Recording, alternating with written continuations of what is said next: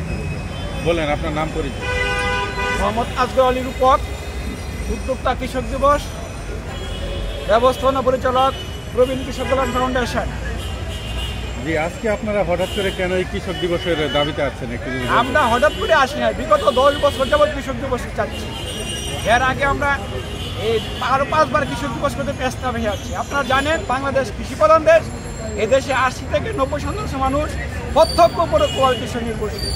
কিন্তু দুঃখের বিষয়, এদেশে যারা আমাদের 18 কোটি মানুষের খাদ্যের যোগানদাতা, তাদের জন্য সম্মান হয় না। সম্মান হয় রাষ্ট্রের অন্যান্য ব্যক্তির জন্য। তাদের করের টাকায়, যাদের খাদ্যের টাকায় দেশ পরিচিত হয়, তাদের রাষ্ট্র সম্মান দেয় না। বিগত আমরা 15 বছর শোষণের অধিকার, যে আমরা 9টি বছর ধরে কৃষক দিবস চাচ্ছি 8ই জানুয়ারি, কিন্তু পুরো আমাদের যে বিগত সরকার, সে আমাদের এই দাবির প্রতি কোনো কর্ণপাত করে না। এই কৃষকেরা কোন কোন জায়গায় অবহেলিত? কৃষকরা আপনার প্রত্যেকটি সেক্টরে অবহেলিত। আপনি কোন জায়গায় কথা বলবেন? কৃষকদের যখন তাদের সামাজিক মর্যাদার দিকে সম্মান নাই, এক দ্বিতীয় কথা, কৃষকরা যখন পণ্য ক্রয় করে, তখন প্রত্যেকটা পণ্যের গায়ের উপর নির্দিষ্ট করে কিলোগ্রাম লেখা থাকে। কৃষক যখন পণ্য বিক্রয় করে, ঠিক তখনই 40 কেজি থেকে 43 কেজি তারা এই ওজনের দিক দিয়ে তারা এই ক্ষতির সম্মুখীন।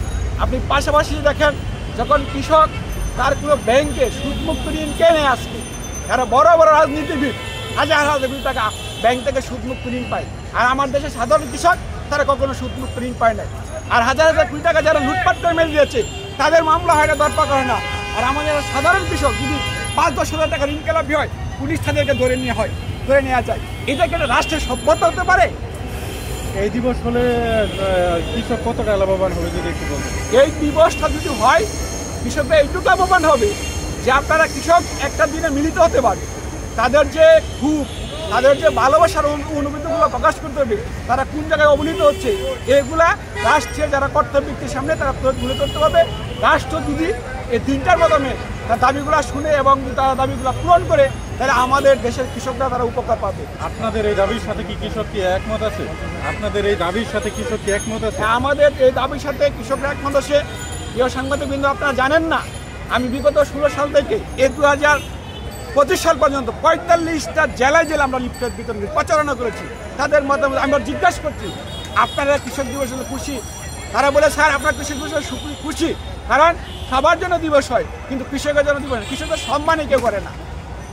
আচ্ছা, আপনি এই আগামী নির্বাচন, সেই নির্বাচনে নতুন সরকার গঠিত হবে, সেই সরকারের উদ্দেশ্যে কৃষকের কি কোনো দাবি দেওয়ার বিষয়ে আপনার কোনো মতামত আছে কিনা? আমার অবশ্যই, যদি আগামী নির্বাচনে যে সরকার আসুক, তাদের কাছে অনুরোধ রাখবো যেন এই কৃষক তারপরে ন্যায্য মূল্য পায়, তার যে অধিকারগুলো পায়, তাদের রাষ্ট্রীয় যে সম্মানটুকু তারা যেন পায়, কৃষকরা যে কোনো অফিসকে বঞ্চনার শিকার না হয়।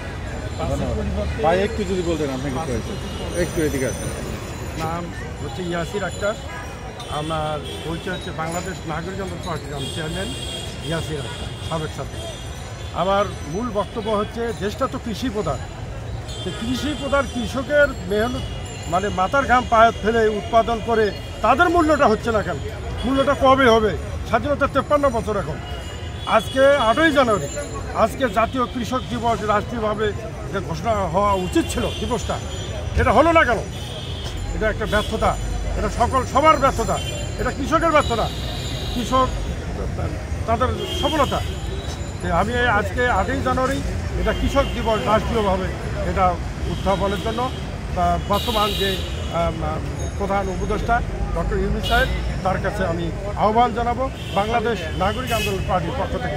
সেই সাথে কৃষকের যে মূল দাবি, সেটা 5,000 টাকা ঋণটা, এই 5,000 টাকার পরিবর্তে কৃষককে 1 লক্ষ টাকা ঋণ দিতে হবে বিনা জামানতে। এবং এই 5,000 টাকা নিতে আপনারা সবাই জানেন যে কৃষককে কীরকম হয়রানি হতে হয় ব্যাংকে। তাদের 500 টাকা দিতে হয়, তাদের ঠিক খরচ করতে হয়। তাহলে সেই লোকটা করবেটা কি? এই কৃষক করবে কি? যদি তাকে 1 লক্ষ টাকা কৃষি ঋণ দেওয়া যায়, তাহলে এখানে দাদন ব্যবসা, গ্রামে গ্রামে আপনারা জানেন সারা বাংলাদেশে দারিদ্র বিমোচনের নামে এই ক্ষুদ্র ঋণ প্রকল্প, এই দাদন ব্যবসা এই কৃষককে হয়রানি